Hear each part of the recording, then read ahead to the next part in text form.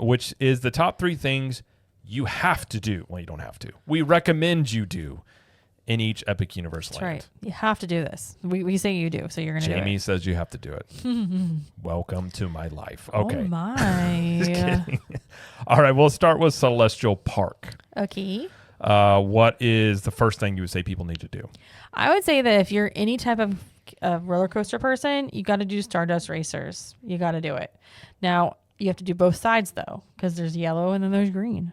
And they are different experience in each side. I've only done yellow, but I gotta do green sometime soon. But Stardust Racers is, some people compare it to Velocicoaster, a little bit like Velocicoaster, but I personally like Velocicoaster better than Stardust Racers, but it's very much on the very similar levels. Okay. So very intense, very fun. Gotcha. Great. Well, I'm not a coaster person. You are to not. that level, I guess I should say. I like coasters at certain ones, but yeah, I've heard good things about that. Yeah. The second one, I would say Constellation Carousel at night. Absolutely. It's a vibe. It's a vibe. Like, and the thing is, we're not the only ones that think this, because you'll see much higher wait times at night for this than you will during the day. Typically during the day, you can just walk right on this thing. They won't even open it till noon now. Yeah. So, because I mean, like, nobody's on it, which, I mean, I get it. Like, it's one of those things that doing it at night is a different experience. Like, the lights are down low, they turn the actual lights up, the music, it's like Jared said, it's a vibe. It's a vibe. Well, and it makes sense they don't open until later, because like if you're just getting into the park, people are going to go do the headlining stuff first, and most people just aren't going to go to do the carousel. Right. So, Exactly. but yeah, at night though, it's a completely different experience. It's so cool. Like, and it's much more like dancing on a platform. It's a carousel, but it's a very unique type of carousel. But Yes. All right, what's number 3, Jamie? So I would say the food in general, but more specifically, and this is a place that I really want to try, but I've heard nothing but good things, is Pizza Moon. I've had a piece of pizza here. Okay. It's very good.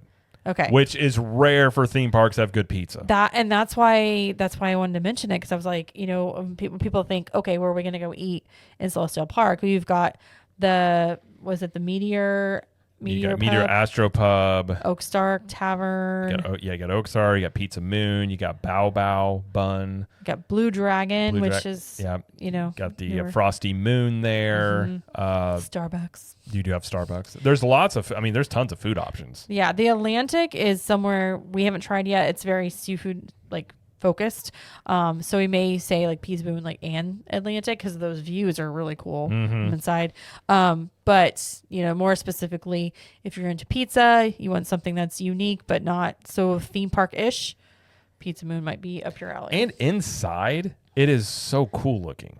I have not been inside. It looks like a steampunk. Like it has there's a whole. It moves around in the back. Like it's not a video. It's actual props moving. Looks like a rocket ship going and things like that. Like it's very unique and cool inside. But yeah, I would say Pizza Moon is probably the one that's gotten the most headlines from people being like, "This is really good." Yeah, and I think it's just rare that you're going to get good pizza in a theme park. Yeah, so that's cool. But I'd say as a whole, I think Epic Universe has done food very well. Yeah. Like, and we tried those macaroni garlic cones, which are delicious. Oh, yeah. And tons of the different snacks I have. So I think from the food end of things, which I had said all along, I think if they hit the food well, that'll help that park out a lot. And I think they actually have knocked it out of the park when it comes to food. So, yep. Knock it out of the literal park. Knock it out of the Celestials. I don't know if that makes any sense. Okay. Move on to Dark Universe. So I'd say first off, probably an obvious here, Monsters Unchained. The Frankenstein experiment. Yeah. It's one of the best dark rides I've ever ridden. Yep. And it literally is an achievement of Universal, of this ride and everything they're able to do with it. It's a fantastic ride. Not only that, it's very fast loading and unloading, so the wait times really aren't that bad most of the time. And it's one of those rides that's like, there's so much going at you. Like when you first do it the first time, you're gonna be like, "Whoa, I gotta go do that again," because there's so much to see. It's almost like your brain can't process it all. Yeah. It's just, and then the story is cool. The animatronics are great, and again, we've talked about this on previous episodes before, but this is definitely one of the best rides in Orlando. Oh yeah. So I mean, it's in terms of a dark ride. I mean, it's if you like Forbidden Journey, this is just an updated, smoother, better version of that ride. Obviously themed differently, but from the ride vehicles and things like that, it's a much smoother, less motion sick type of experience. It was for me, at least. Well, and I think I've heard a lot of people say it doesn't make him sick as much as Forbidden Journey does, because Forbidden Journey a lot of times it'll plop you down, like you'll go almost upside down and just like put you down to those screens. It's the screen. First of all, the screens are so, like in Forbidden Journey, they're so close to my face. Yeah, and they're kind of like not convex, but like it looks like it's kind of like they're domed a little bit. Yeah. Oh, that messed with my head. I couldn't do it. So yeah, this one I can. Well, in this one you've got the big, very vivid, like high def screens with those animatronics, and it's just it's not as bad on motion sickness, and it's just a smoother ride, and it moves people through it. Like even on really busy days, it's not uncommon to see this at 30-45 minutes. Yeah. So it's become a champ of the park, of getting people through it, of being a headlining attraction that doesn't have ride capacity issues. I think is a good thing for this park. But what would you say is number 2? I would probably so I haven't done Curse the Werewolf. I know you have, and it spends a lot. I did not include this in my list here, or what I thought it would be number 2 or number 3. But I do think you should give a visit to Burning Blade Tavern. It is pretty cool. That tavern has the windmill and is it a windmill? It is a windmill. Okay, I don't know if that was right or not. On the front, I don't know what else that would be. I guess that just it ignites in fire every 10-15 minutes or whatever it is. I think it's something like that, 10-15 minutes, maybe 20. And it's a very cool effect. And it shows up at day and at night. Day and night, but at night it does look a little bit more ominous. And like when they tower, like you hear a bell, and like then you're like, oh, it's happening. But it's an actual like lounge bar inside of it as well, and we've had some good treats in there, including the Hunter's garlic steak, which looks like a knife, but it's garlic bread. That was very good. It was very tasty. What was that mocktail you had? I think that was called the Monocane. It was in the test tube, or the what's it called, cylinder. What is that? What it's called? Flask. Like a science I was gonna name or a science beaker, terms. if you will. Yeah. With the straw and everything, and it was good. It was very sweet. But they've got some good like alcoholic drinks there as well. They've got other snacks and stuff you can try. But yeah, I would definitely go here. It feels very Dark Universe-esque. It is cool in there. Yeah. And they also have the roaming characters that go in there that tell the stories. They're monster hunters and their stories, so it's got that. I like that element to it as well. So speaking of roaming characters, speaking of roaming characters, you got to check out in Dark Universe Igor, and I would also throw in the Invisible Man. Okay, but Igor is, when I said like Celestial Park is a vibe, I feel like Igor is that as well. Dude, he is like, I feel like if you go into Dark Universe and you see Igor, you're like, okay, got it. This is the vibe. This is the vibe. I got it. Well, and I will say they've done a great job with the character actors they've got it. Like Igor, over there in Hiccup at Isle of Burke, they've done a really good job. But Igor, like he just roams around and interacts, and sometimes he'll pull like body parts out of his bag and show you things. Sometimes he'll act like he's fixing something. Well, who is Igor, by the way? I guess we should. He is Victoria Frankenstein's assistant. Yeah, essentially, yeah. Yeah, he's different than what he's known through, historically in the movies. It looks a little bit different, but he just roams around, and he's he's funny. He interacts with guests. Only thing I would say is nobody touch him. There's been some people that have been caught grabbing Igor, trying to put him in poses. I'm like, just don't touch character actors. Leave them, because if you keep messing with them, they're just going to get rid of this. Right. Which is, I love having streetmosphere characters in a land. Yeah. So we can all just behave ourselves. Yes, that'd be great. We can keep them around for a while. And Invisible Man he's just very sassy. He moves slow. He will not interact with you unless he wants to. Right. And sometimes he'll just tell you off. And he won't interact with anybody that wants to interact with him.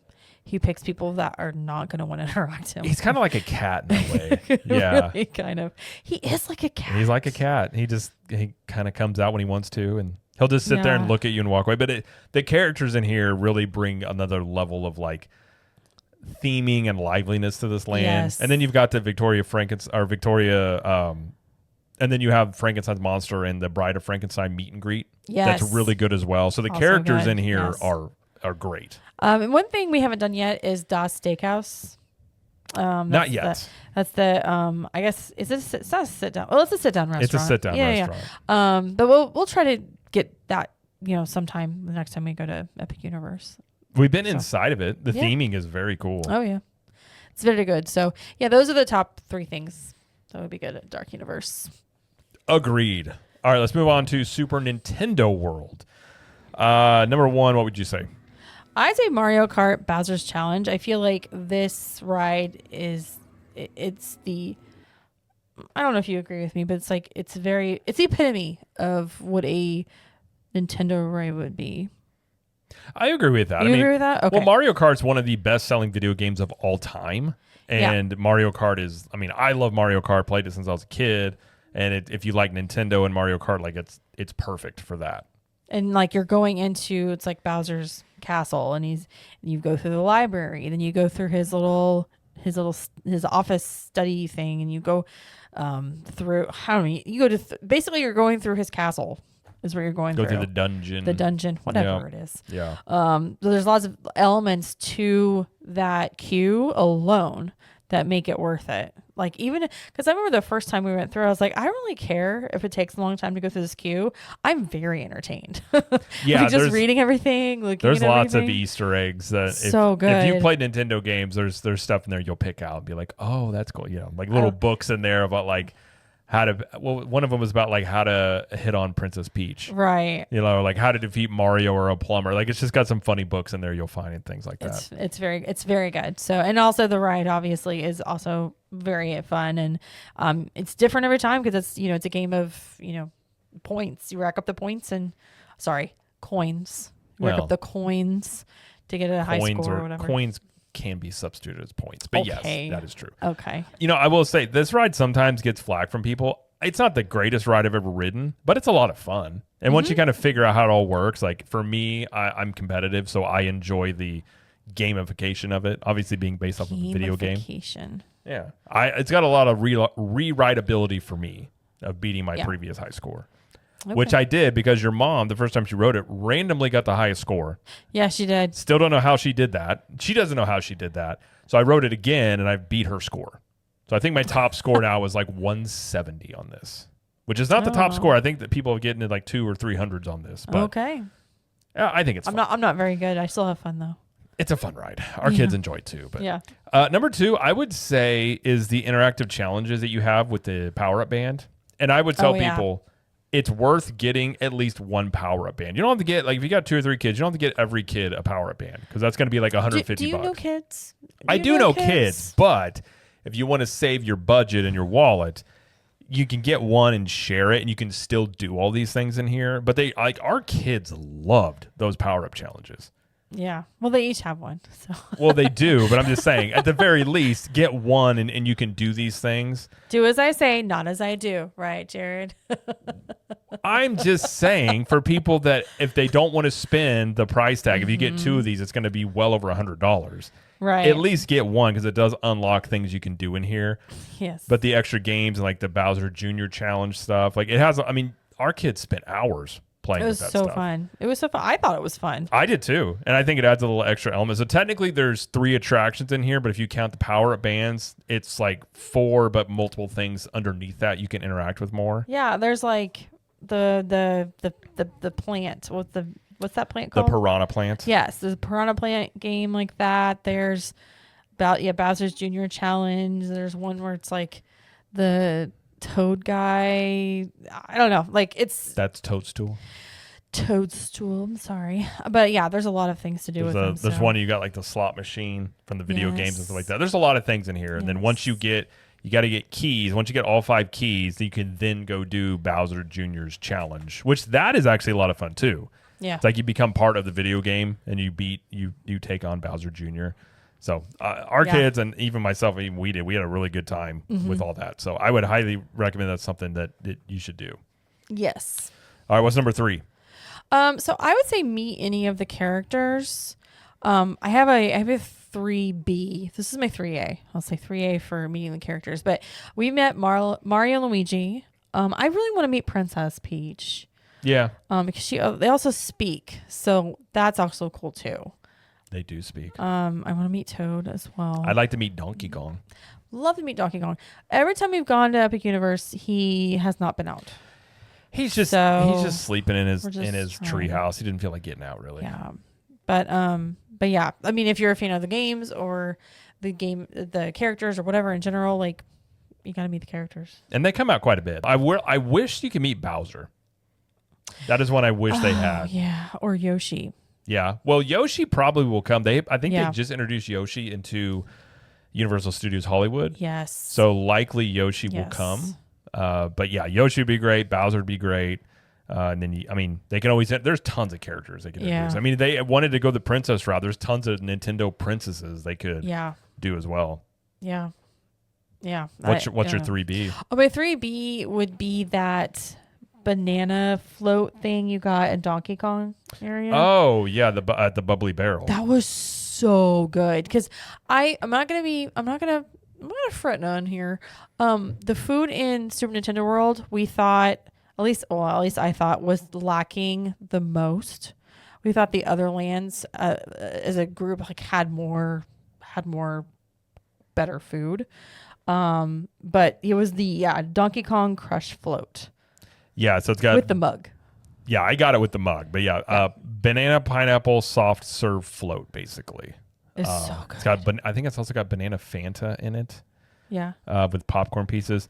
I want to try this again. The last time we had this, I kind of had a cold and I could taste like 25%. Oh, I forgot about that. So I didn't really fully taste it. What I did taste though, because if you sometimes can't taste something really well, banana comes through.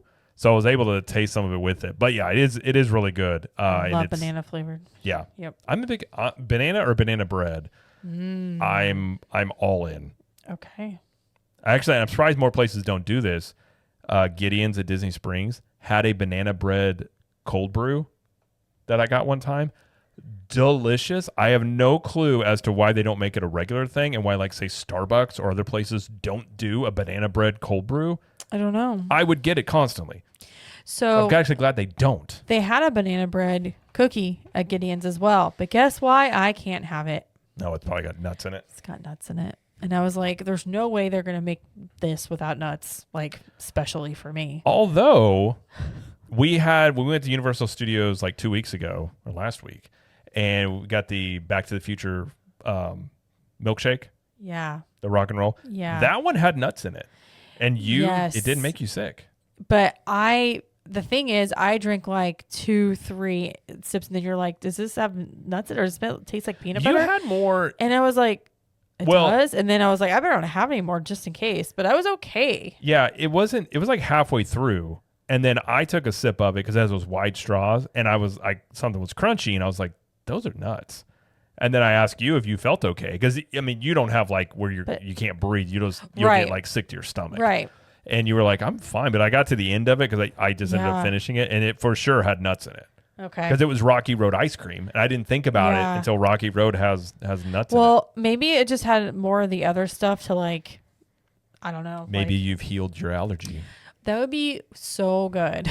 But we'll see. I mean, I did it. It was okay after that. But I just, like I said, I didn't have a lot of the shake. And then when you mentioned it, I was like, those are nuts? Because I didn't have any of the nuts. You said there's nuts in the bottom. I was like, oh, gosh. Yeah.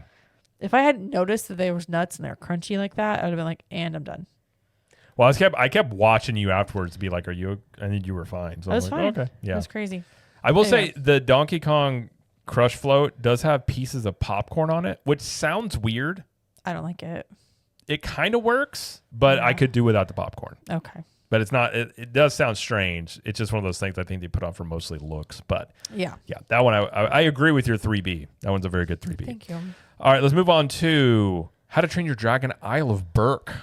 Okay. First off, go watch the movie, and then you'll be ready to go in here. Right. But I would say number one is Hiccup's Wing Gliders. I love this ride. Oh, yes. It is Baby Hagrid, same ride manufacturer, same type of ride, not as intense as Hagrid's, but just as much fun. Like it really is a lot of fun. It's a lot of fun. And the intensity of Hagrid's is brought down a couple notches for this one.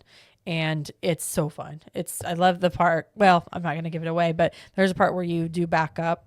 You go forward, then you back up a little bit, and then something happens, and then you're blast forward. Plus, you got the stereo, so like they talk. So it's like a story coaster. You also have the music playing, and that soundtrack of that movie is so good. To hear it as you're gliding through the land is amazing. It's like awesome. you're going under the water, but not really going around. But you can see like all of the land as it's amazing. It's amazing.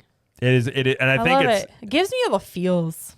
Yeah, I think this ride is definitely getting more popular. The wait times keep going up. Now, some of that I think is some of the days they've only had one side running. So if this ride is going only one side running, the wait times will be very high. But if both sides are going, it moves relatively quickly. Yeah. But yeah, it's a great. I would highly recommend this ride. One of the best. Yeah. I think it was my third favorite ride in Epic Universe.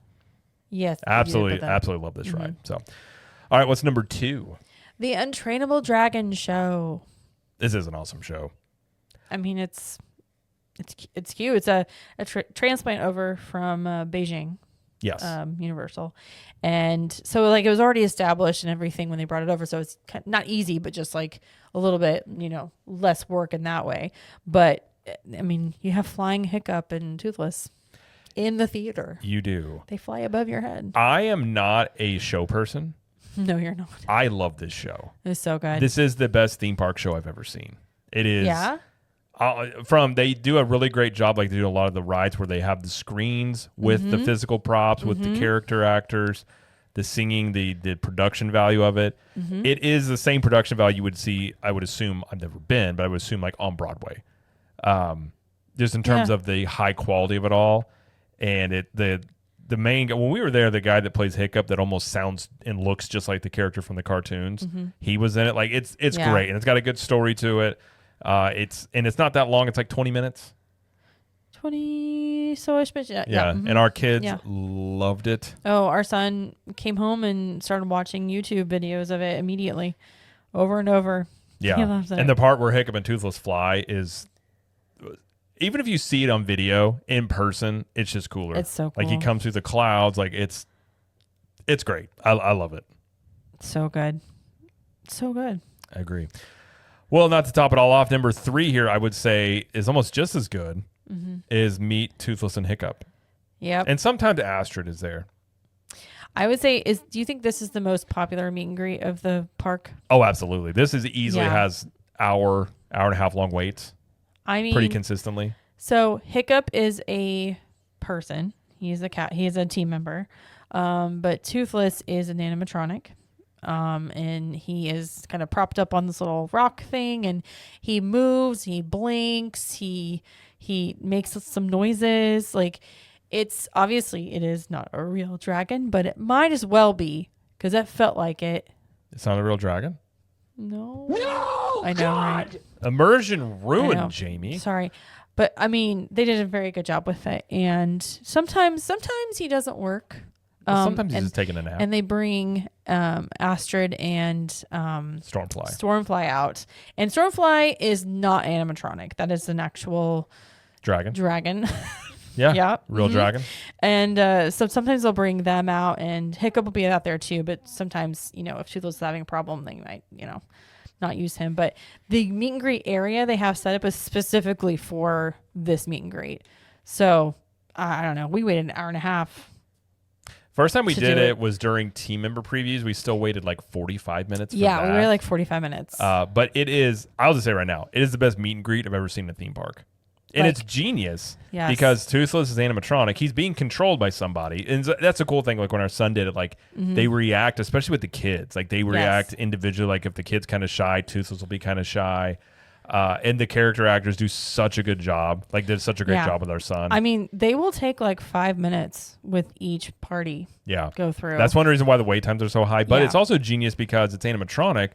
You don't have to do a lot of times you're waiting to meet a character and then they got to, we got to go take a break and they have to switch them out because they can't be in costume that long. Right. The only thing here that has to change out are the character actors that are the handlers for him. Right. But it's great. It is worth, I mean, if it's an hour long wait, just wait and do it, especially if you have kids. It's a really cool experience. So good.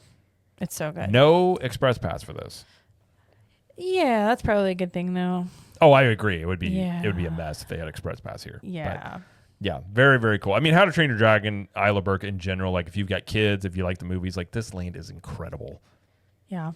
In general. There's many more things we could list here, but I think those are the 3 top things I would say. Yes. Do you have a 3B or anything? Oh, not for this one specifically. I would say the 3B would be get that macaroni cone. Oh, yeah. That was pretty good. I think you liked it more than I do. But Grog and Gruel. Yeah. Oh my gosh, that thing's so good. Yeah. Mac and cheese is not my thing, but it was good. It was good. Yeah. That's kind of become the hit of the, I would say the park in general. Mm-hmm. But all right, let's move on to the Ministry of Magic. Okay. So number 1 here is probably not going to be too surprising. I'm shocked. Harry Potter at the Battle of the Ministry. Mm-hmm.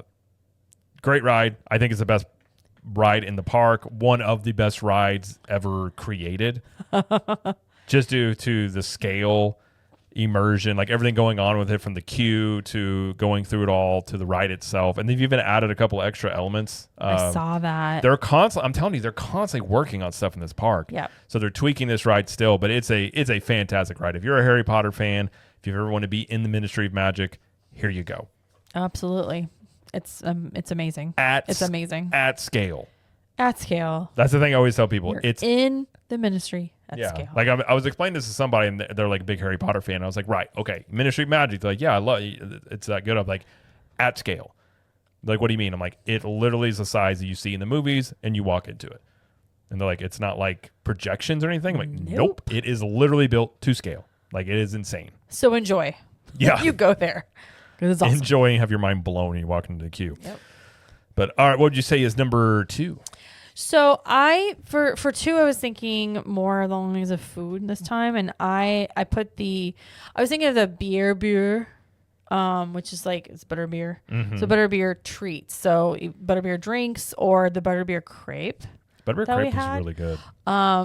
So delicious. So good. And butterbeer is obviously very popular here and the other Wizarding Worlds. But this is just one of my favorite things to ingest. And this land. I too like to ingest certain foods and lands. I do want to try the butterbeer crepe again because it was the same time we went and I couldn't quite taste everything. Mm-hmm. So I couldn't really taste it all, but I do want to go back and try it again. But yeah, I mean, and the restaurant, it's in there. I forget what the name. It's the Serene. Yeah, Le Serene Cafe. Mm-hmm. It's that thing is massive inside and gorgeous too.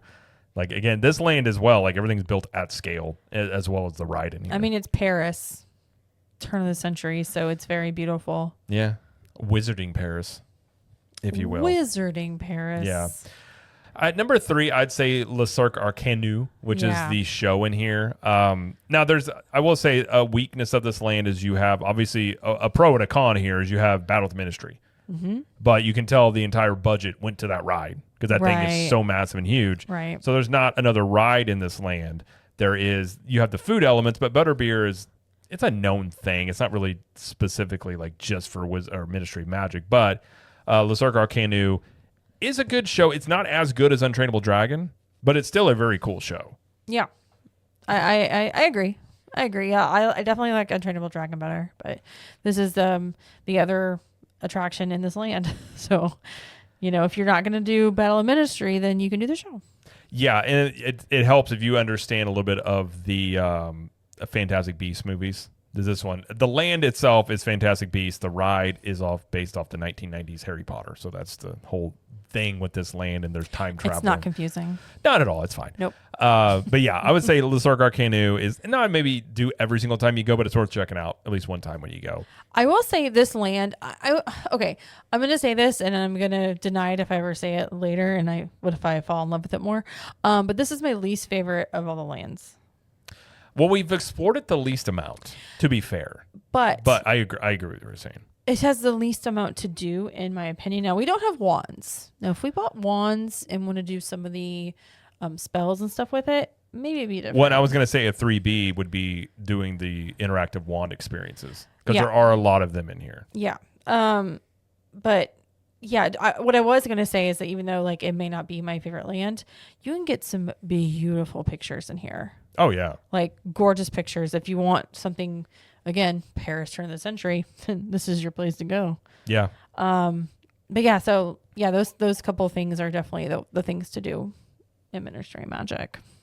I agree. Completely agree. Completely. All right.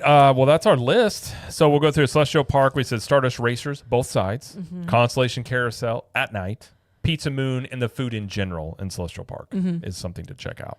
Dark Universe, we had Monsters Unchained, Burning Blade Tavern, Igor, the Invisible Man, and all the roaming characters and meet and greets you can do in there. Super Nintendo World and Mario Kart, the interactive challenges with the Power Up Band, and then meeting the characters in that land. And the Donkey Kong float. And the Donkey Kong float. I would also add Minecart Madness, but we can only choose 3. So I would not choose Minecart Madness. Jamie would not choose Minecart Madness. Unfortunately, I would not. No. Isle of Berk, Hiccup's Wing Gliders, Untrainable Dragon Show, meet Toothless and Hiccup, and get yourself a macaroni garlic cone. It's really good. Okay. Go check that out. And then Ministry of Magic, Battle with Ministry, Butterbeer, or Beer Bure. Beer Bure. There we go. And then Le Cirque Arcanu and or the wand, interactive wand experiences there. So Yep. I think if you're looking for a quick hit list on things to each lane has to check out, I think that's a pretty good one. Yeah, I agree. And I think most of these, like, you could do all this stuff in a day probably. Yeah, you could. If you're playing your day out well, you could do all this stuff there. So I think that's another plus of this. But yeah, I mean, we'll do lots more stuff about Epic Universe, but I like that list there. Yeah, me too.